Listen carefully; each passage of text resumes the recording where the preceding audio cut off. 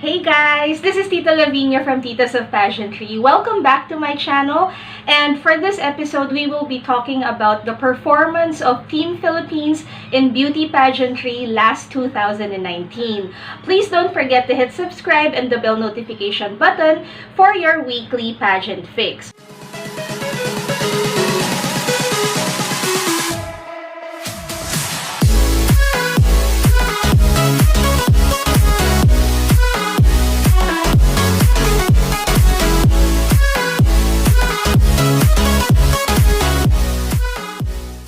So before I start, guys, I want to greet everybody a really happy new year. If you think na magsuslow down tayo by next year dahil sa nangyari sa atin last year, well, medyo nagkakamali kayo dyan kasi mas magiging busy tayo this 2020. Alam nyo naman guys na humiwalay na ang Miss Universe Philippines. So, babantayan natin itong bakbakan itong dalawa, Binibining Pilipinas at Miss Universe Philippines.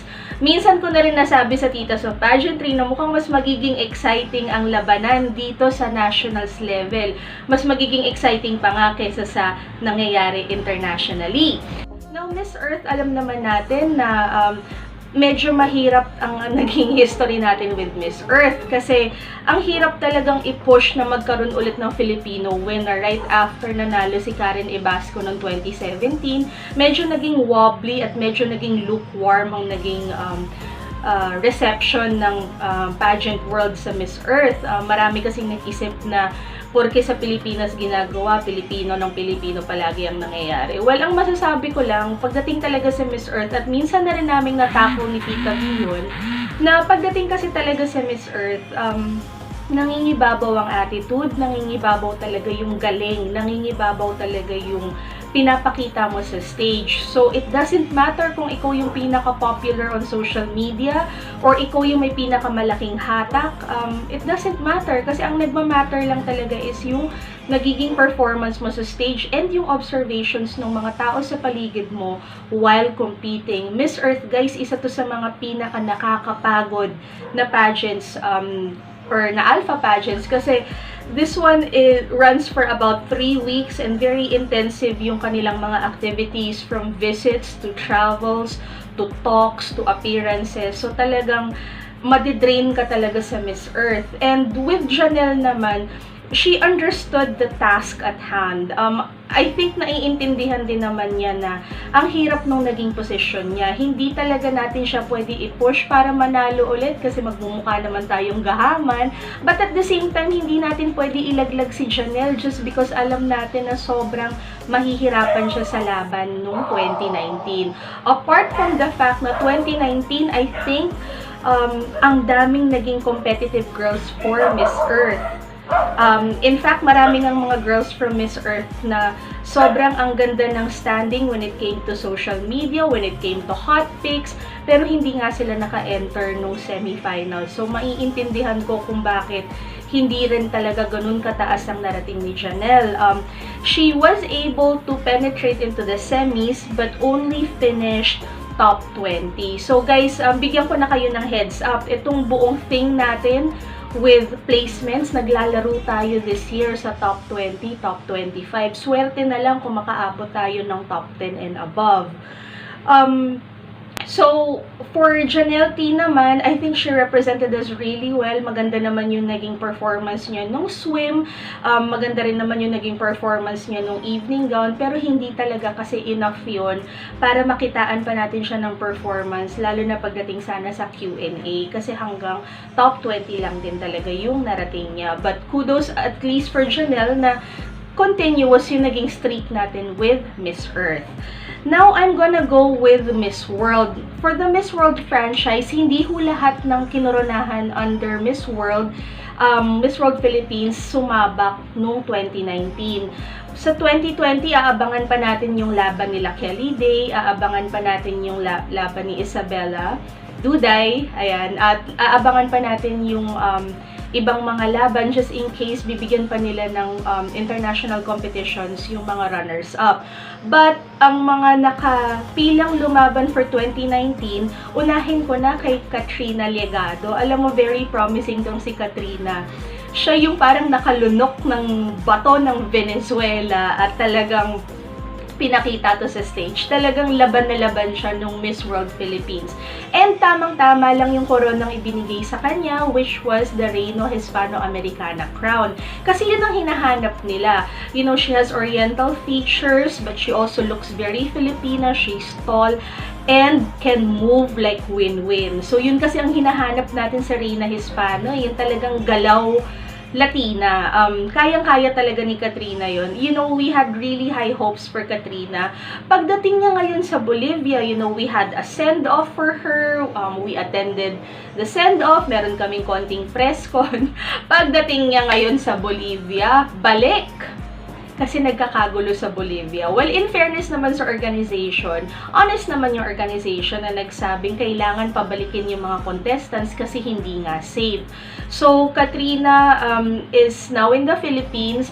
Sa pagkakaintindi ko, meron ng bagong release ng competition for her, so good for her. Pero, for a while, bumalik siya sa Pilipinas, nagbakasyon muna siya kasi hindi rin talaga siya natuloy. So, yung case naman niya, hindi naman niya fault, hindi rin naman fault ng organization. It was just the political terrain of the country. So, aantayin natin kung paano magiging laban niya. Kasi talagang ang ganda-ganda sundan itong si Katrina.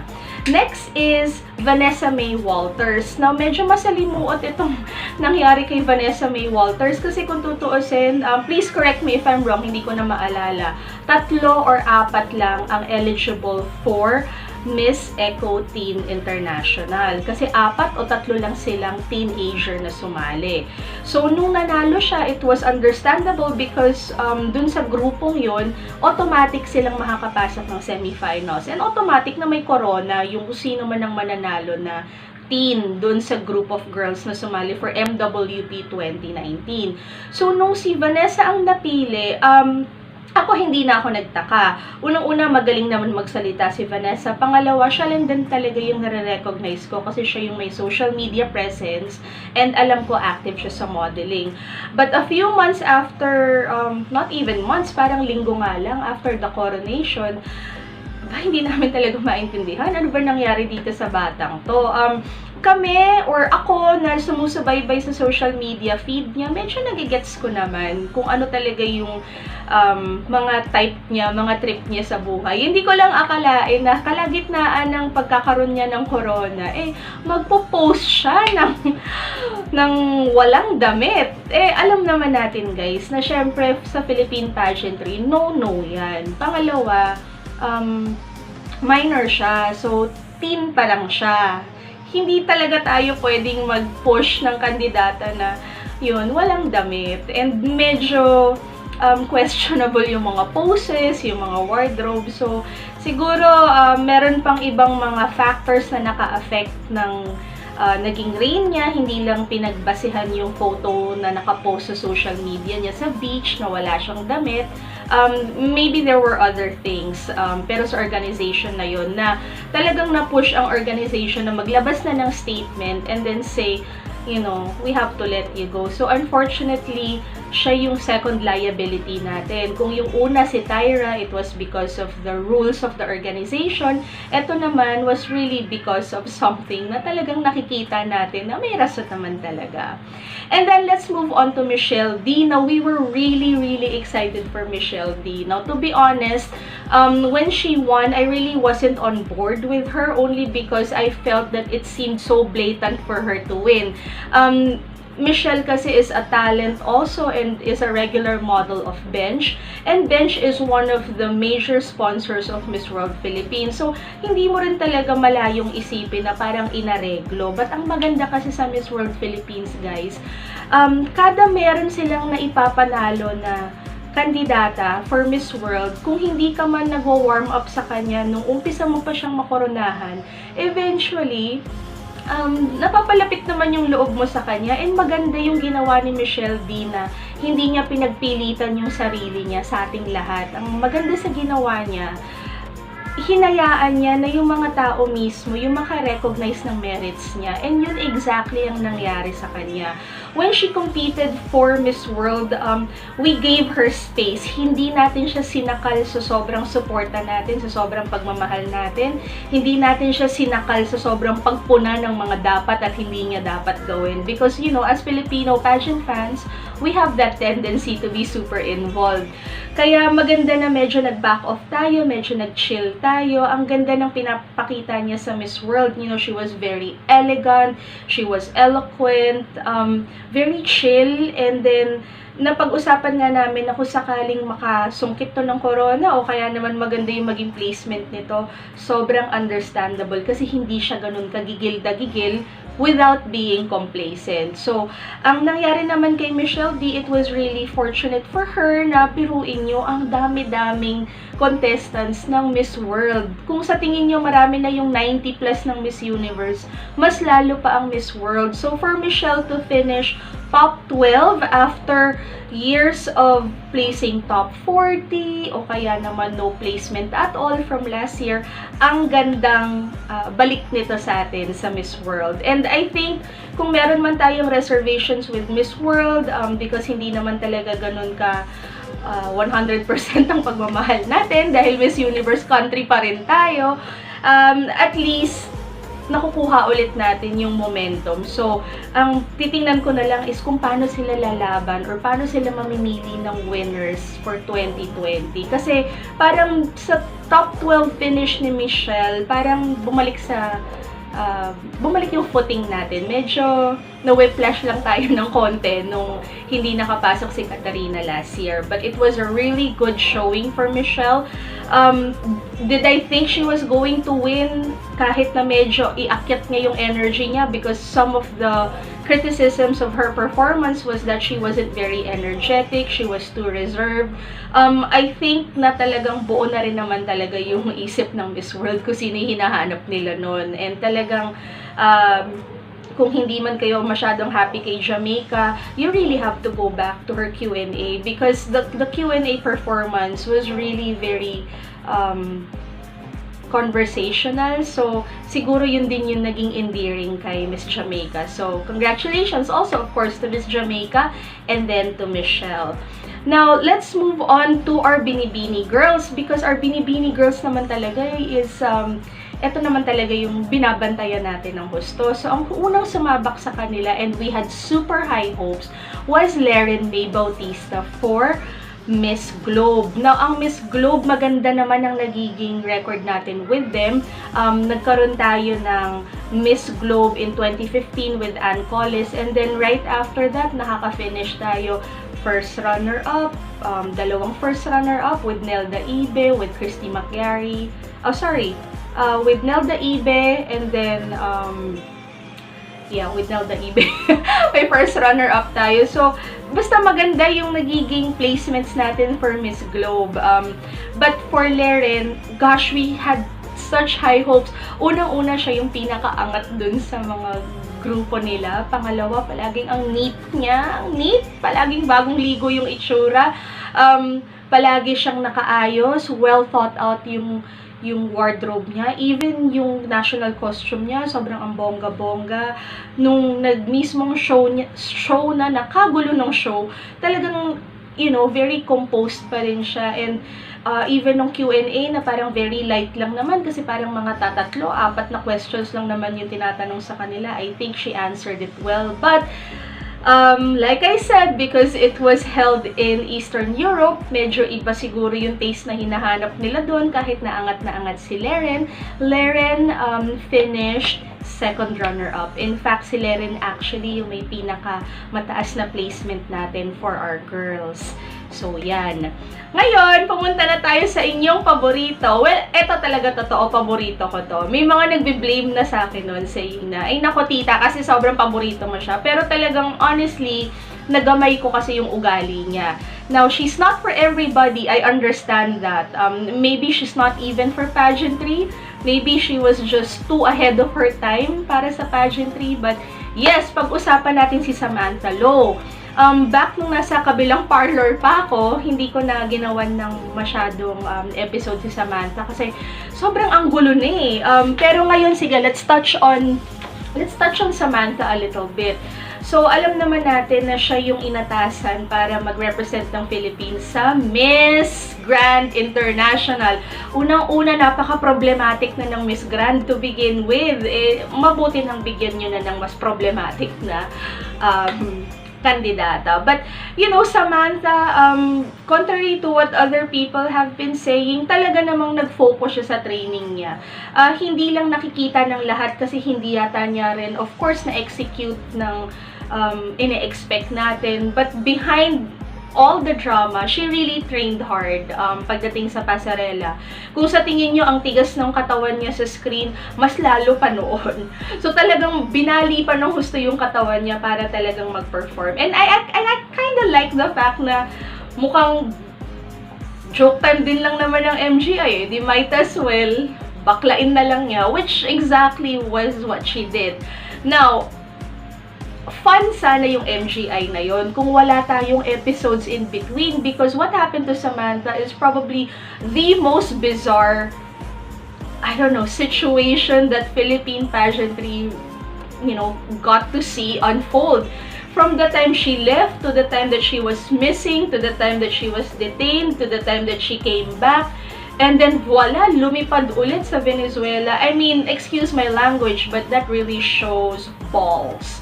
So, kung ako na timbrehan na ng gobyerno na, oy, fake yung passport mo, fake yung mga dokumento mo, siguro masyusyokot na ako at dito na lang ako sa bahay ko. Kasama mga pusa ko, magtatago na lang ako dito, diba? Pero talagang ito, si Samantha, yung pinaglalaban niya, bandang huli, pride na lang talaga yung lumalaban sa kanya. Now, was this good? She had something to prove. Now, it didn't matter whether she won or not, or that she entered or not, but for her, siguro naisip niya talaga na either pagkakamali ko to, i-go ko na lang, or wala talaga akong liability dahil hindi ko alam na mali lahat ng mga dokumento ko, i-go ko pa rin. But it says so much of Samantha's character that if you like her for that, good. But if you don't, because if you feel na may liability siya na kailangan harapin, I totally understand you. Now, anong naging response ng Binibining Pilipinas dito? Obviously, they're not so happy about it. Kasi sa pagkakaintindi ko, Samantha was not pushed to represent the Philippines. She was given a choice. Binigyan siya ng choice ng Binibining Pilipinas kung i-go pa rin ba niya yung paglaban niya sa Venezuela, knowing na ang gulo-gulo ng Venezuela. So, palagay ko lahat ng blaming, palagay ko lahat ng mga reading between the lines sa correspondence ni Samantha and sa correspondence ng Binibining Pilipinas, it had more to do with we gave you assistance na sobrang basic lang because you pushed to go further, hindi ka na namin pwedeng tulungan. Labas dun sa basic na pwede naming ibigay sa inyong tulong. So, it really doesn't matter kung sa tingin nyo tama lang na i-push ni Samantha yon or tama lang ang Binibining Pilipinas to stay mum about the whole thing. But just a few weeks ago, naglabas na rin ng statement si Samantha na nag-resign na siya sa post niya sa Miss Grand International. And nung naglabas sila ng poster, ang Binibining Pilipinas, calling for applicants or applications for 2020, makikita niyo na wala na rin talaga siya sa poster. So, ang pumalit sa kanya si Aya. So, yan ang hindi natin alam kung tuloy-tuloy pa rin ba ang MGI for 2020. Sa pagkakaintindi ko, 5 years lang ang kontrata nila, and kung ang MGI President at Vice President may hand or may tulong na ginawa kay Samantha para makabalik siya ng Venezuela, knowing na medyo nagkagulo na nga sa Paris, palagay ko may konting sama ang loob ang Binibining Pilipinas. So, hindi ko alam how that will play pagdating sa magiging dynamics nila. Yun. Next, nanilaban natin si Patch Magtanong. Nako, isa pa tong masali umuot si Patch. With Patch naman kasi, sobra talagang nag-expect tayo na magandang mararating niya. Unang-una, wala tayong problema sa comm skills niya. Medyo nagka-problema tayo sa styling. But again, as much as marami tayo or marami akong nasabi tungkol sa styling niya, moving towards the competition night, up until the competition night, feeling ko naman hindi rin kasi yun yung naging rason kung bakit talaga hindi talaga siya nakakuha ng at least top 5 finish, because she finished top 8. For Patch Magtanong naman, na-mention ko na rin to sa dati kong video sa kabilang parlor. Ang naisip ko lang talaga na nangyari sa kanya is they were really looking for a different girl. So it really didn't matter kung tayo yung pinakamagaling, tayo may pinakamagandang katawan, or it really doesn't matter kung tinanggal man yung kanyang gigantic bun. But the truth is, ang Miss International, they were very specific kung ano yung hinahanap nila. And siguro very endearing sa kanila to have, you know, someone like Miss Thailand, na very raw, very fresh, and very unassuming. So, dito kasi pumasok sa usapan to with Patch kung masyado na ba tayong trained, masyado na ba tayong package. Dito na nag-umpisa yung mga talks na kailangan ba medyo mag-pull back na tayo dahil masyado na tayong manufactured. So, with Patch Magtanong, she finished top 8 even with her really good performance sa evening gown, sa swimsuit, even dun sa speech. But medyo heartbreaking sa atin to because we would have wanted na makasama sana siya sa court ng Miss International 2019. So, ang next na sumabak is Resham Said for Miss Supranational. Now, we also had high hopes for Ray because we felt na yung personality niya swak na swak for Supra. Without even also realizing na actually ang Supra medyo ang hirap timplahin these days. Noon kasi, ang pagkakaintindi natin sa Supra, they want someone who looks really sexy, who can move like a model, na meron si Ray, but they also want someone really charming and someone really flirty, na pwedeng-pwede for Mutyada Tool. So, pagdating sa personality, kayang-kaya kasi ni Ray yun. It's just that, nung nandun na si Ray sa Poland at lumalaban, parang mas nangibabaw yung pagka-fierce, yung pagka-serious niya. Now, I don't know kung naka-apekto yun sa naging scores niya or naka-apekto yun sa performance niya. But, I also saw the preliminary performance. So, medyo nakalimot ata si Ray mag-smile. Nakalimot ata siya to have fun. So, she finished top 25, which is also something really good for us. It wasn't the best finish or it wasn't something that we expected, but it was still good. So, eventually, ang naging winner ng Miss Supra this year was also from Thailand. Her name is Antonia Porslid. Now, maganda ang naging performance ng Thailand this year. Alam naman natin yun. So, isa to sa mga nasungkit nilang corona.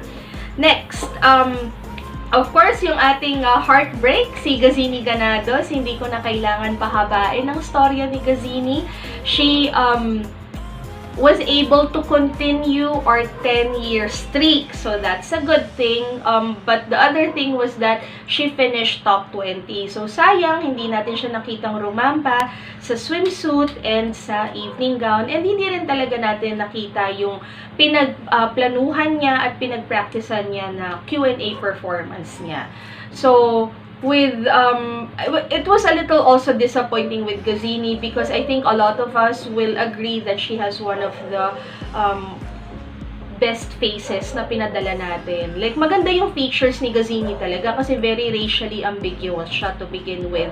And if there's something that she knows how to do well, it's to model. Yun nga lang, ang hinahanap ngayon ng Miss Universe, and they were very vocal about it, is someone na hindi lang basta nagmo-model. They want a spokesperson. They really want a representative. So, I'm not saying na walang ganong characteristic si Gazini. It's just that meron pang ibang girls na siguro mas malakas yung mga ganong traits. So, there. By around this time, medyo down na ang mga Pilipino, pero meron pa tayong isang baraha, and that was Emma Tiglao na nagtatry din mag-aim ng back-to-back for Miss Intercontinental. Now, medyo weird yung history natin sa Miss Intercontinental. It's actually hot and cold. Isa to sa mga pageants na minsan papansinin natin, minsan hindi papansinin natin kasi ang dami ng heartbreak na binigay ng Miss Intercontinental sa atin up until nanalo si Karen Gallman last year. So, maganda rin ang in-expect natin kasi akala natin with Karen Gallman winning, medyo maganda na yung footing natin dito sa organization na to, not realizing na ganun pa rin. As with the other pageants, they have a tendency to use the Philippines for popularity, tapos ang ending, bibigyan lang sila ng consuelo na placement. So, ako, and I think Emma as well, very open naman siya. Medyo na-disappoint sa kanyang top 20 finish. And if you read the comments, if you read the observations of the other people who saw the live streaming of Miss Intercontinental, mararamdaman nyo kung ano yung pinaguhugutan ng mga tao. Bakit inisip na kailangan sana mas mataas ang naging position ni Emma kesa sa top 20. But nevertheless, ito ang naging report card natin. So, anong feeling ko nito? Well, kung titingnan nyo lahat ng mga pageants na to, guys, nag-average ang mga kandidata between 30 candidates to maybe around 90 candidates. Maybe even more. So, for the Philippines to continue placing top 8, top 20, top 25, maganda pa rin yun. Pasensya na kung nakakarinig kayo ng mga aso, mga tricycle, at kung ano-ano pa. Alam niyo naman, kaka-New Year pa lang. So, yun. But, going back, what I'm just saying is that, maganda. Maganda na rin na meron tayong placements. Na-mention ka na rin to sa isang video sa kabilang parlor na ang Pilipinas, hindi na siguro darating dun sa punto na 10 taon may curse, yung tinatawag na Dark Ages. There will be years na hindi tayo makaka-place, there will be years na hindi tayo matatawag, there will be years na talagang hanggang mga top 20 lang tayo, but hindi na siguro mangyayari yung isang buong dekada, hindi man lang tayo papansinin. Kung meron ba na akong natutunan sa Miss Universe this year, it's really the fact that it doesn't matter kung nanalo ka last year, the year before, or like katulad ng Brazil, like 50 years before, or tayo na 40 years bago nanalo ulit, 43 years bago nanalo ulit.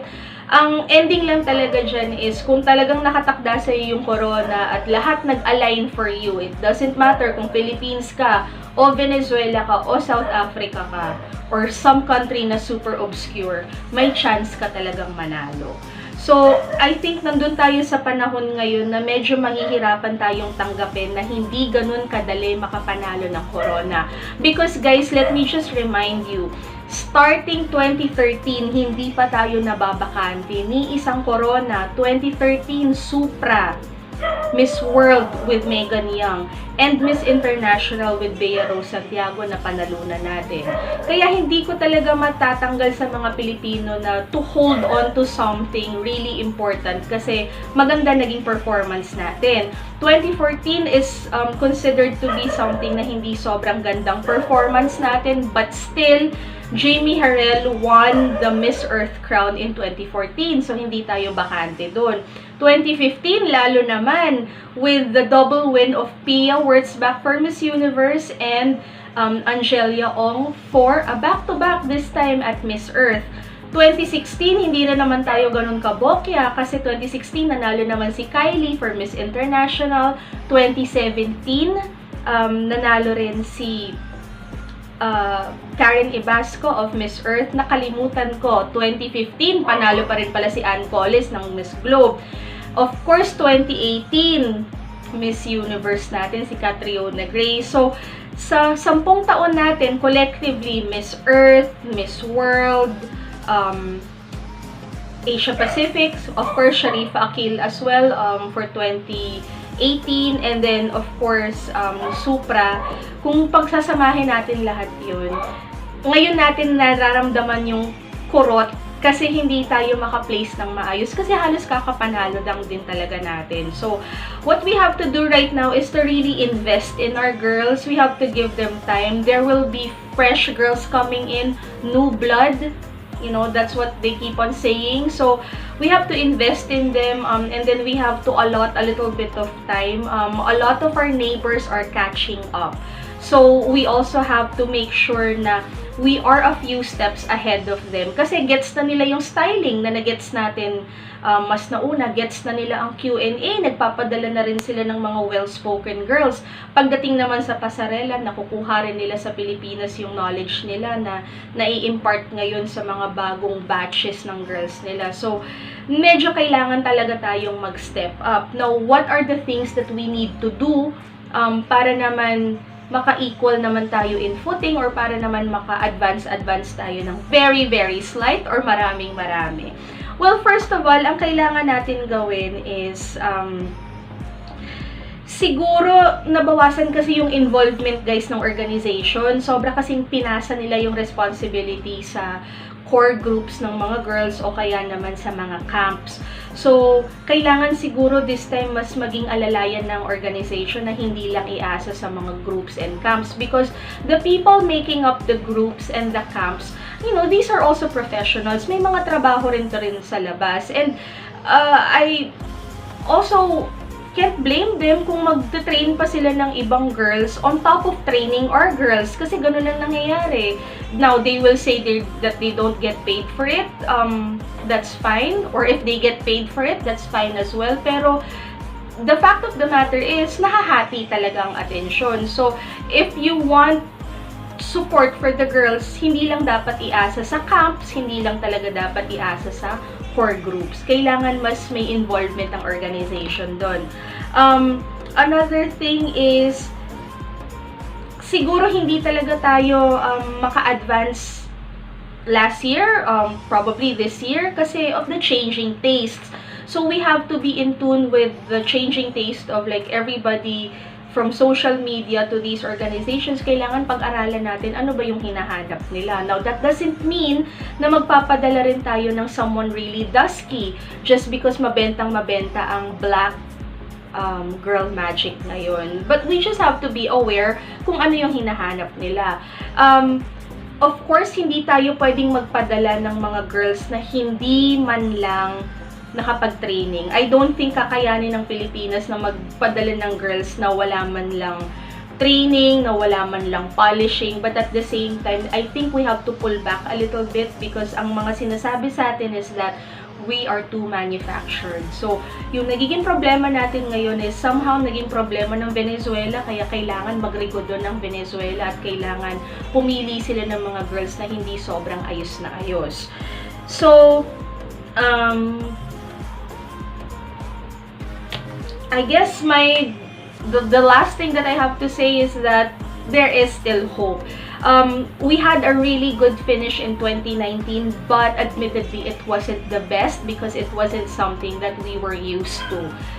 Disappointing, lalo na kung nagbibilang kayo ng corona, but I think what we really have to do talaga is to have faith because next year, stand alone ang mga pageant guys. So talagang humiwalay ang Miss Universe Philippines sa Binibining Pilipinas. So, Miss Universe Philippines really has a lot to prove. At the same time, Binibining Pilipinas has to make sure na sila pa rin yung pinakamataas at pinakadekalibreng pageant dito sa Pilipinas. So, kailangan tapatan nila ang Miss Universe Philippines. Miss Earth Philippines, para makasama sa big leagues, they have to have more gloss, more sparkle, more HD para naman makakatch up.